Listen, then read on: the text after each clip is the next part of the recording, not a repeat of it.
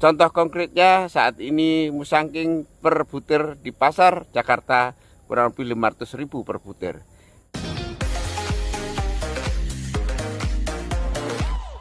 Selamat sore sahabat petani, khususnya adik-adikku kaula muda calon petani sukses.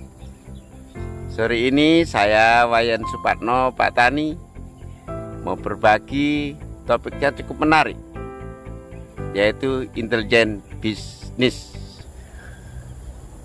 Intelijen bisnis sangat penting bagi pelaku bisnis. Tak ubahnya masyarakat luar negeri pelaku bisnis. Kadang kita kalau ke pasar induk jumpa dengan beberapa orang sedang survei pasar. Mereka sedang proses melakukan intelijen bisnis.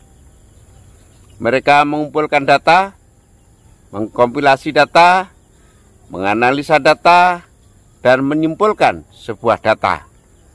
Mencari, menemukan, dan memenuhi apa maunya dan keinginan pasar. Produk apa paling laku? Produk apa yang paling tidak laku? Produk apa yang paling disukai pasar? Paling fast moving, perputaran cepat, dan seterusnya. Begitu juga saya.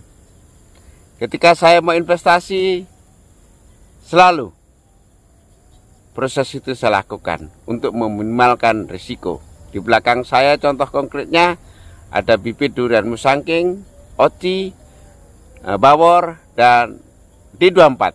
Kenapa itu saya lakukan termasuk jeruk cokun maupun dekopon? Karena itulah yang paling marketable dan apresiasi pasar cukup tinggi.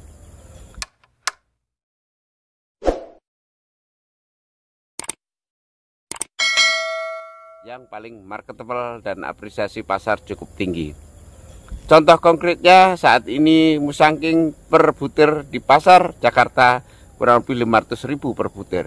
Kalau dianggap 200.000 saja per butir dan satu pohon 100 butir, jelas kelihatan 20 juta per pohon. Kalau 1 hektarnya itu 100 pohon atau 10 kali 10 meter jarak tanamnya, udah kelihatan angkanya luar biasa sekali. Ya.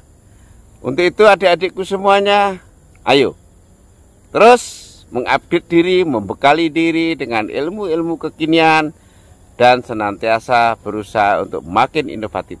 Salam hormat, salam inovasi dari Wayan Supatno, Pak Tani.